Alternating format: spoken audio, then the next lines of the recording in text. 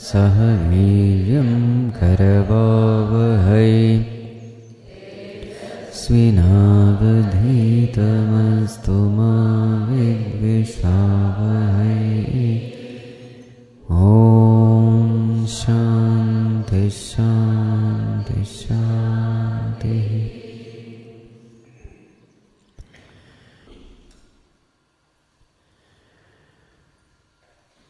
सदाशिवसमारम्भां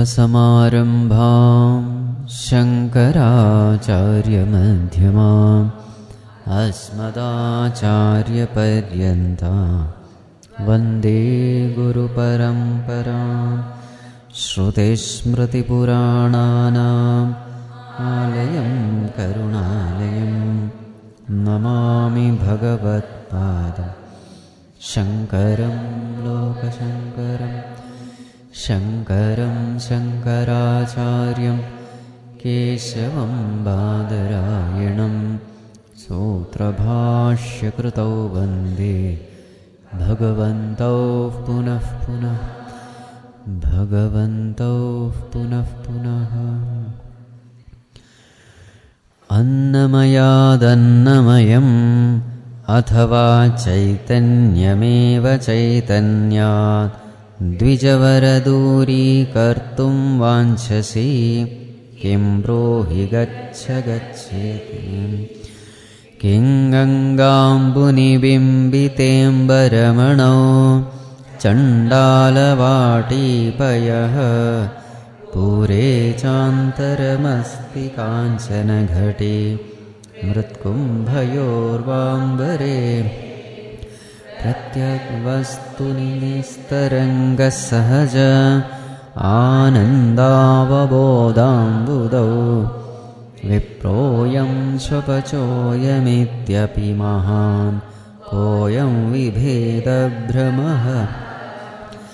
जाग्रत्स्वप्नसुषुप्तिषु स्फुटतरा या संविदुजृम्भते या ब्रह्मादिपिपीलिकान्ततनुषु प्रोता जगत्साक्षिणी सैवाहं न च दृश्यवस्त्विति दृढ प्रज्ञापि यस्यास्ति चेत् चण्डालोऽस्तु सतो द्विजोऽस्तु गुरुः इत्येषा मनीषा मम।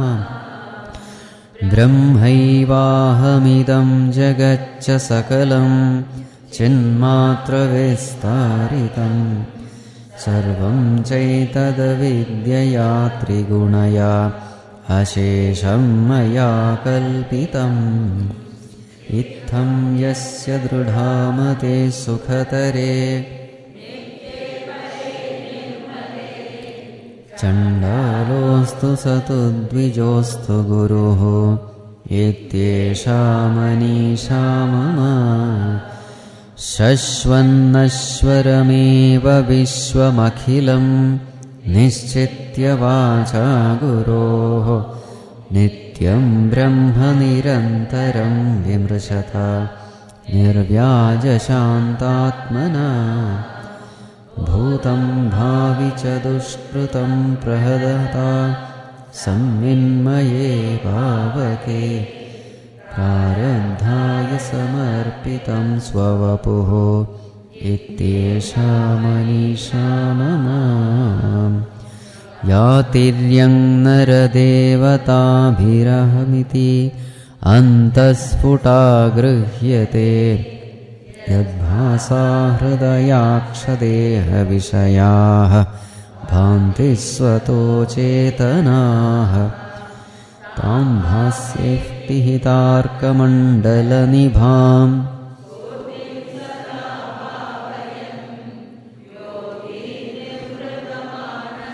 हि गुरुः इत्येषा मनीषा मम।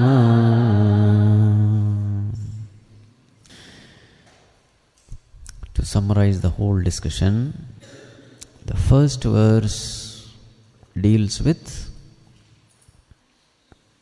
the Mahavakya Prajnanam Brahma. It is from Aitreya Upanishad. Rigveda It is a descriptive statement. Prajnanam Brahma. This consciousness is Brahman. The second verse talks about Aham Brahma Asmi. Brihadaranyaka I am Brahman. It is Anubhava Vākya, experiential statement from Yajurveda. The third one, Tattvam Asi, that you are. It is the Upadesha Vākya. Which Upanishad? Chandogya Upanishad. Which Veda? Samaveda. And the fourth one, I am Atma Brahma. This self is Brahman. This is the Mahavakya from Mandukya Upanishad. Which Veda? Atharvana Veda. So what is this Vakya? Anusandhana Vakya, contemplative statement. So these are the four Mahavakyas. So yesterday we were seeing the fourth one. So what is being described there? This consciousness which is experienced in every one of us as the very self. This consciousness which is the very sentiency giving principle to the body, to the mind, to the intellect, to the pranas, to the sense organs. This sentiency giving principle which is there. How is it there? Like the sun hidden by the clouds.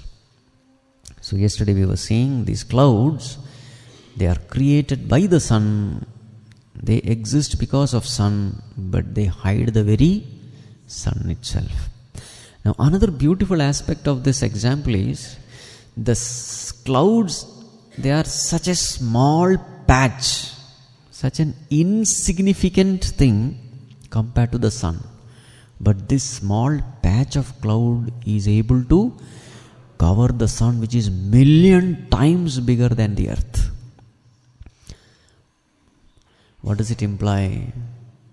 The self is infinite, the pure consciousness, the pure I is infinite, but this little I, the ahamvriti, which is nothing but a thought, that thought can cover this infinite I. This finite I is covering the infinite I. The insignificant ahamvriti is covering the real aham. So if you contemplate on these examples, so many gems come out. So yesterday we were discussing about different covering by different koshas.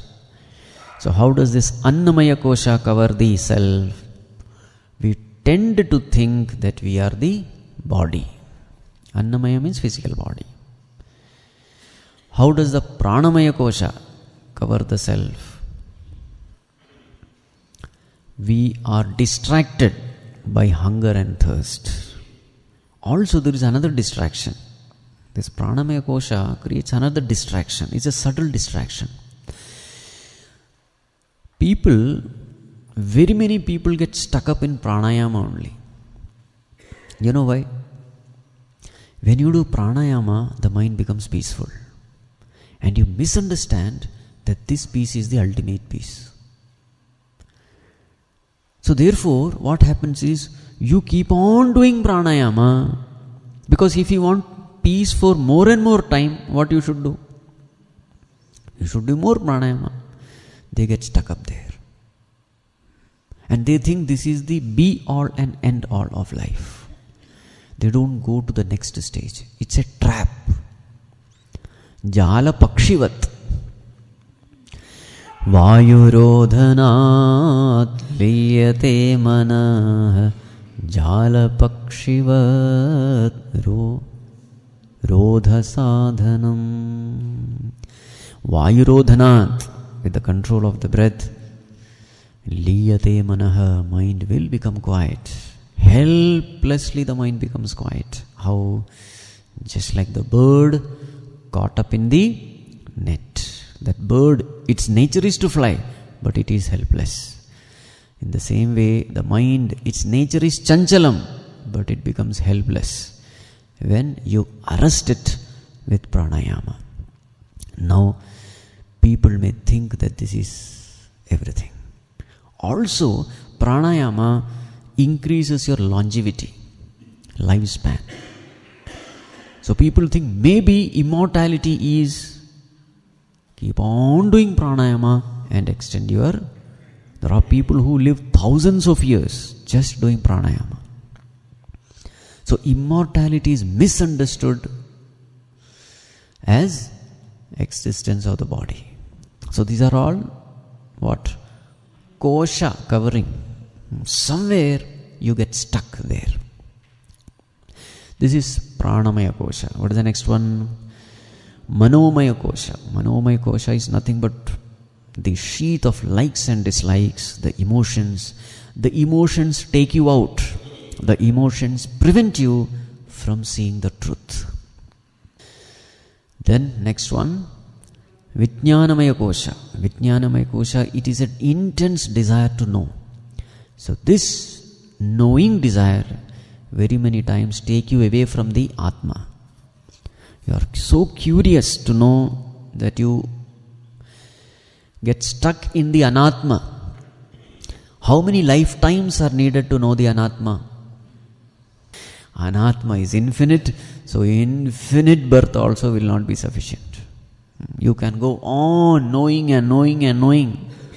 Just imagine how many branches of research have come about. How many branches of learning have come about in this world. They are all anatma. There is no end. It is also a distraction. Or the very same Vijnanamaya kosha can trap you with ahamvritti. You mistake ahamvritti to be real aham, and then you stop self-enquiry. I know myself. What is there to inquire? What do you know yourself? You have misunderstood ahamvritti as aham, and you think you know yourself. So these are all the traps of Vijnanamaya kosha. Then there is a last one. What is the last one? Ānandamaya kosha. That kosha is what is described in the next verse. Let us chant that verse. So this verse is Phalashruti Vākya, the glorifying statement, the glory of self-knowledge. Let us chant that verse. Yat saukhyam buddhilesha leshata ime shakradayo nirvritaha yat chitte nitaram prasantakalane labdhva munir nirvritaha yasmin nitya sukham buddho galita dhihi brahmaiva na brahmavit Sasurendra vandita padaha nunam Manīshā mama. Yat saukyam buddhi lesha leshataha. Lesha leta, a very infinitely small part. A drop, a minute drop. Drop of what? Saukhya ambudhi, the ocean of bliss. A minute drop of it. With that, what has happened? Shakradaya nirvrita. Shakra. Who is Shakra? Indra. Who is Indra? The Lord of Swarga. The Lord. And all such divinities. Adayaha. What has happened to them? They have tasted only a minute drop of this infinite bliss, and now what is their condition? Nirvrita. They think this is the ultimate. What have they tasted? Only one drop. And foolish people, they think this is ultimate. Yajchitte nitaram prashanta kalane labdhva munir narvritaha. On the other side, the Muni, who has experienced that infinite bliss. How did he experience it? Prashanta kalane. By kalana. Kalana means disturbance. By quietening the disturbance of the mind, this Muni, this contemplative person, nirvritaha, he also experienced total fulfillment. Not he also, he alone. This Muni experiences total fulfillment because he is experiencing the ocean of bliss, which is his very nature. That bliss, the minute part of which, experiencing the Indra, the devatas, they become contented. Yasmin nitya sukhambudhau galita dhihi. That yogi, what has happened to his dhi? Here dhi means aham dhi. The aham vritti. What has happened? Galita. It has dissolved. That sense of individuality has been dissolved. Where? Yasmin nitya sukha ambudhau. In the ocean of Satchit Anand. In that ocean of bliss, what has happened to this Mahātmā? His sense of individuality has been dissolved. Now what is his experience? Brahmaiva na brahmavit. I am not a knower of Brahman, I am Brahman only. That is his experience. Such a person, yaha kaschit, whoever he may be, sa surendra vandita padaha. The one whose feet are fit to be worshipped by Surendra, Indra. Such a Mahātmā is my Guru. This is my firm conviction. So this is all about bliss. So now it is said, the bliss which is experienced by this Indra the Devata, it is a very, very small, minute fraction of the infinite. So if there is an ocean, if you take one drop, that is the joy which Indra the Devatas experience. So now we will come to this ānandamaya kosha. What is this ānandamaya kosha? The bliss aspect of the self reflected in the inner equipment is ānandamaya kosha. So it has ānanda. But what is the source of this ānanda? The source of the ānanda is Ātma, the self. The reflected bliss. Now, can you compare the original with the reflection? Can you compare the original with the reflection? Original sun, reflected sun. You just can't compare. It's nowhere. That's why the term used is lesha leshataha. Very, very, very, very less, because it's a reflection. Now, how does ānandamaya kosha cover the self? Ānandamaya kosha fools you by telling happiness is there. Where is the happiness? Here. The here, it projects is as there. Happiness is our nature.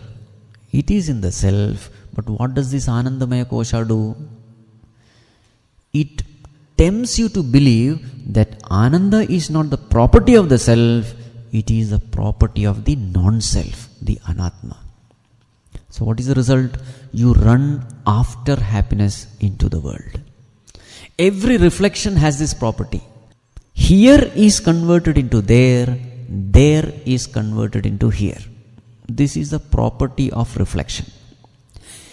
There the sun is. Where do you see the sun? Here in the reflection, isn't it? Here is the bliss. Where do you see the bliss? There. Here is me. Where do I see my reflection? There in the mirror. Here is converted to there. With sound also sometimes it happens. Somewhere the sound comes, it reflects from a wall or something, and you think the voice, the sound is coming from here. Actually, it is only a reflection. isn't it? Reflection is always like that. It confuses you with regard to the source. So where is the bliss? It is here. But where do you experience it? There. Whenever I indulge in pleasures, I am happy. Therefore, the happiness is in the object.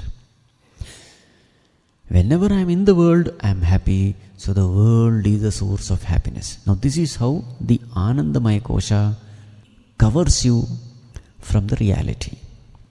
Reality is, your nature is happiness. Ānandamaya kosha indicates to you that happiness is in anatma. So what are the different levels of ananda? Priya, moda and pramoda. Isn't it? Priya is the milder version. When you think of the object, there is a joy. When that object is front, there is a greater joy. When you really experience that object, there is a greatest joy. So 3 levels. Priya, moda, pramoda. But when do you experience maximum happiness of ānandamaya kosha? That is in the sleep. In the sleep, maximum ananda comes. It is the ananda born out of ignorance. So in the sleep, you experience the maximum bliss of ānandamaya kosha. Whatever ananda we are experiencing, the main source is the self. Everything which we experience in the world is only a reflected ananda coming from the ananda surupa atma. In this world also we experience happiness. We don't say there is no happiness. When you get name, fame, power, position, is there happiness or not? Of course there is. Now this is a reflected happiness. Now Shakra is the example given. Shakra means what? The one who has everything in full measure. Name, fame, power, pleasure, what is not there in him. So he is a rank materialistic person. He has everything. Even his happiness is only a minute drop. This is the point. As long as you are seeking the happiness of reflection, you will get only a minute drop. Reflection is a very, very poor replica of the original. So what you should do? Turn to the very source. This is the point. How to gain it? The process to gain is prashanta kalane. Quieten your mind. Yachitte nitaram prashanta kalane. When the mind is quiet, what is there reveals itself. Just like the muddy water. Mind is like a muddy water. There is agitation, there is dirt. You remove the agitation, remove the dirt, water becomes clean. Then whatever is there down below, you see it. In the same way, the disturbed mind is preventing us from experiencing the bliss which is our nature. So what has to be done? Quieten the mind. Normally what do we do? Disturbance of the mind is because of desire. The solution doesn't lie in fulfilling the desire. Solution lies in quietening the desire, eliminating the desire. The solution doesn't lie in fulfilling the desire. The solution lies in eliminating the desire. What do you do when you fulfill the desire? You go out. Because every time mind is asking for something outside. The mind is asking for an object outside. There are 2 approaches when the mind raises a desire. The yogi approach and a bhogi approach. What is the bhogi approach? Whatever the mind asks, give it. What is the yogi approach? Why is the mind asking? If mind is asking, that means mind is not happy. If mind is not happy, that means it is not connected to the self. So if non-connection with the self is the source of unhappiness, so what should be the source of happiness? Connection should be the source of happiness. So whenever the desire comes, what does the yogi do? He has the pramana buddhi, remember, he has studied the shastra, conviction is there. If my mind is entertaining a desire, it means it is hungry, it is starving of happiness. It is starving of happiness. Why? Because now it is extroverted. Because I need not starve for happiness, because happiness is my nature. And still if my mind is starving for happiness, what does it mean? Food is not available, isn't it? So therefore, turn the attention towards the source of nourishment. This is what the yogi does. So this is the difference between the yogi and bhogi. So what does the yogi do? Prashantakalanam. He quietens the mind. Turns the attention within. Yato nischarati manas chanchalamasstiram. He doesn't run after the mind. Whenever the mind goes towards the object, he doesn't follow the mind. Rather, he withdraws the mind and places it in the self. Then what is his experience? Sukha ambudhi. Saukhya ambudhi is his experience. Ocean of bliss. And in this ocean of bliss, what has happened? Yasmin nitya sukha ambudau galita dhi. The dhi has been galita. The individuality has been dissolved. He experiences silence. What silence? Silence of the ego. The individuality is no more to create any noise. What is the sign of wisdom? The sign of wisdom is silence. What is the sign of ignorance? Sign of ignorance is noise.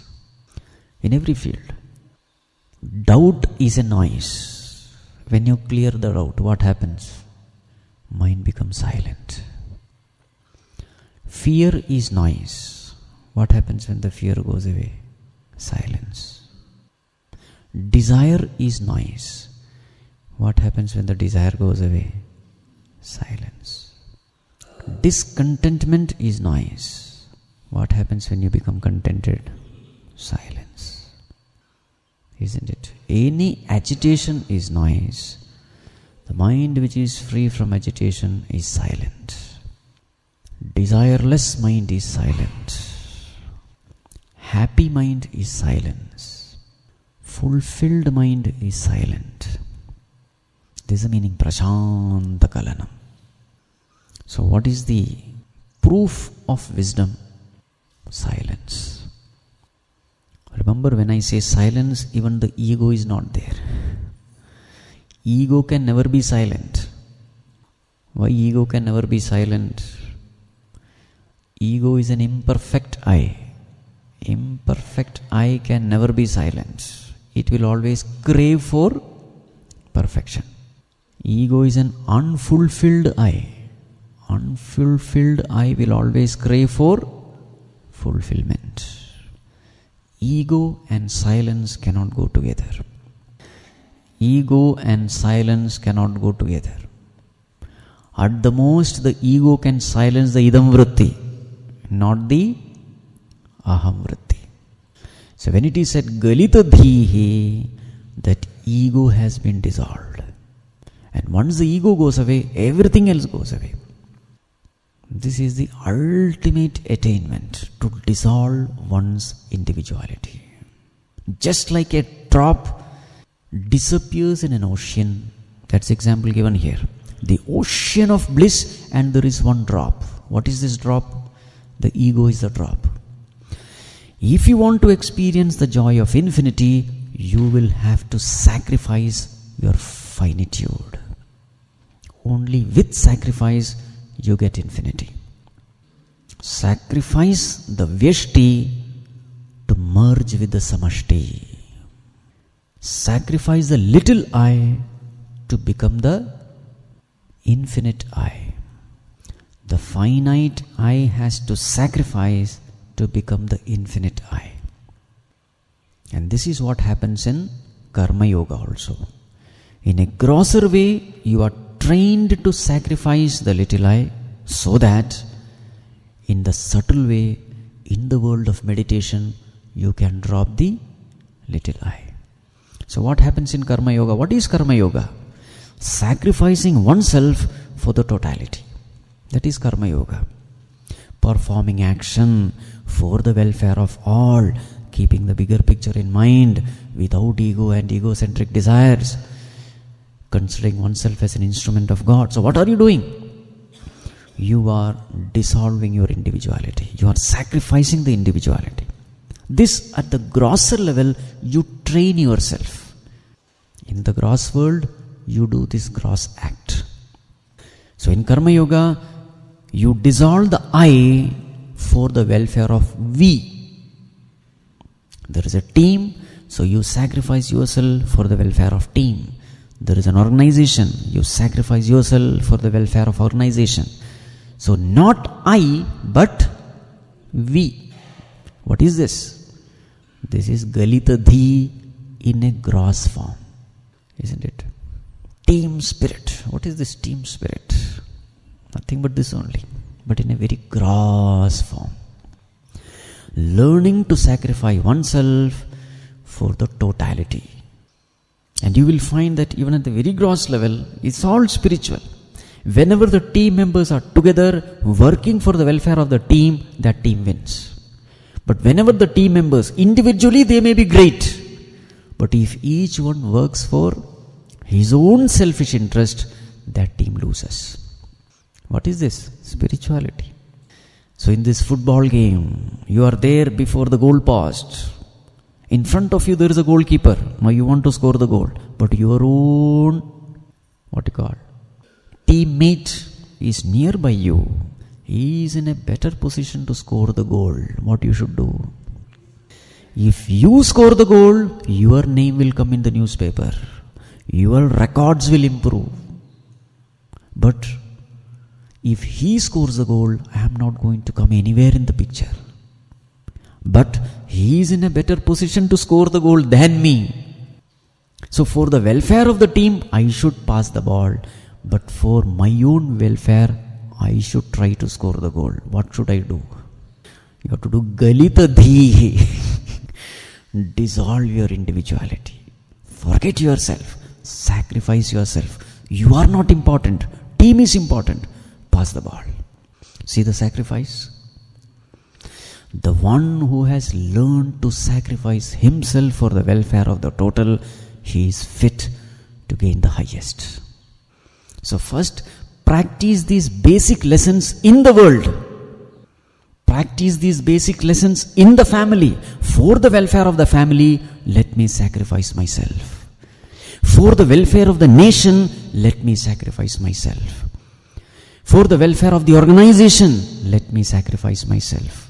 This habit of sacrificing oneself for the welfare of the totality. Once a person has made this his habit, Bhagavan says, the doors to the kingdom of the self is wide open to you. Come in, my dear child, come in. This is the lesson. But suppose you live a selfish life here in this world, then forget about spiritual development. Just forget about it. Once a person has learned to sacrifice the individuality, he will not find any difficulty in dropping the ego at the seat of meditation. Because he has trained to drop the ego at every level, at the seat of meditation also, dropping the ego becomes very easy for him. So finally, dropping the aham vritti also becomes very easy for him. His aham vritti is a very, very weak vritti. Very mild vritti. Just like the smoke covering the fire. He has made it mild. How? Through surrender, through selflessness, through cooperation. He has made it very, very mild. So one puff and the smoke is gone, fire is there. So that is why the initial stages of sadhanas are important. Because finally you are going to do the same thing which you are doing in the initial stages. Galitati, individuality is gone. Now what remains? Individual is not there, only the total is there. Vyashti is not there, only samashti remains. Such a person, what is his experience? Brahmaiva. I am Brahman alone. Na Brahmavit, not the knower. Meaning what? Brahman is his experience. I am Brahman. Just like we know today ourselves to be, I am a man, I am a woman. How clearly we know. To such an extent we know that even in dream, a man is a man, a woman is a woman. Have you observed? In the dream, a man can never become a woman. You just observe yourself. To that extent, the vasana has taken root in us. In the same way, a Brahmavid, the one who has become Brahman, what will be his experience in all the three states? I am Brahman. Such a person, kaschit, very rare, sudurlabha, some Mahātmā, sudurlabha. Such a person, Surendra Vandita Padaha, his feet are worshipped by Sakshat Indra himself. Such a person is my Guru. Even he be a Chandala, it doesn't matter. So this way, this beautiful text comes to an end. Now let us summarize the whole thing by chanting Ātmashatakam. Ātmashatakam is the essence of whatever we have discussed now. Mano buddhya hankara cittani naham nacha shrotra jihve nacha ghrana netre nacha vyoma bhumirna tejo navayuh Chidanandarupaha Shivoham Shivoham Chidanandarupaha Shivoham Shivoham Nacha pranasantnyo Navai panchavayuhu Navasaptadhaturna Vapanchakosha Navakpanipado Nachopasthapayo Chidanandarupaha Shivoham Shivoham Chidanandarupaha Name dvesharagau Name lobhamohau Mado naiva me naiva Matsarya bhavaha Na dharmo na chartho Na kamo na mokshaha Chidanandarupaha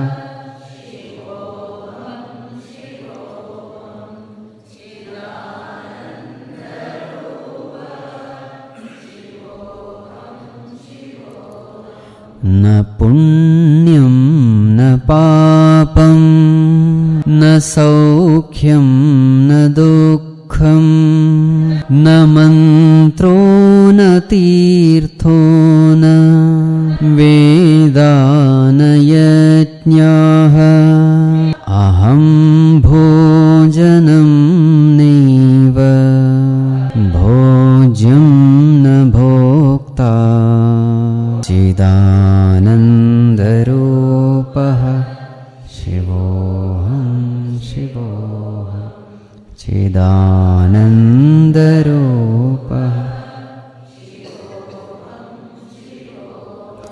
Namrata मृत्युर्न शङ्का न मे जातिभेदः पिता नैव मे नैव माता न जन्म न बन्धुर्न मित्रं गुरुर्इव शिष्यः चिदानन्दरूपः शिवोऽहं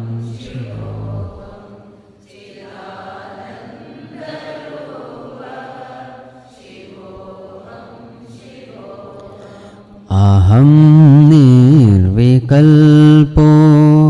निराकाररूपो विभुर्व्याप्य सर्वत्र सर्वेन्द्रियाणां सदा मे समत्वं न मुक्तिर्न बन्धः चिदानन्दरूपः शिवोऽहं शिवोऽहं चिदानन्दरूपः शिवोऽहं शिवो शिवोऽहं शिवो